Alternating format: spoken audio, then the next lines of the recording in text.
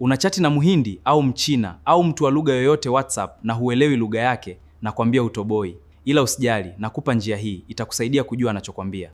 Kabla sijakuelekeza, share video hii kwa wengine na subscribe kwa sababu kila siku tunatoa tips nzuri zaidi ya hii. Ingia chatting inbox ya huyo mtu, kisha utaingia kwenye profile, utashuka chini walipoandika translate messages. Utawasha, kisha utachoose lugha ambayo anachati na wewe, aidha Kichina, aidha Kifaransa, utadownload na kuiset hiyo lugha. Ila utakuwa unaweza kutranslate kwenda lugha ya Kiingereza tu. Ndio lugha pekee walioiset Meta kwa sasa. Kwa hii itakuwa inakusaidia anavyochati na wewe kwa lugha yake aidha Kichina, wewe basi jumbe zako utakuwa unaziona zinakuja kwa Kiingereza. Kumjibu yeye utaenda kwenye translate ya keyboard yako, hakisha unatumia keyboard ya Google.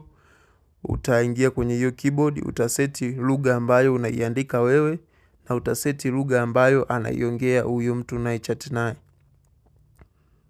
Alafu utakuwa unaandika, inabadilisha kwenda lugha uliyoseti.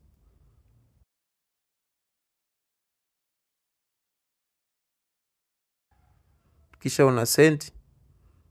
Kwenye chat itakuwa inaonekana kwa Kiingereza, lakini yeye akipokea itakuwa inaonekana kwa lugha ambayo umeiseti. Na subscribe, like, share na comment. Jambo unalohitaji au changamoto inayokusumbua, sisi tunasema teknolojia kiganjani.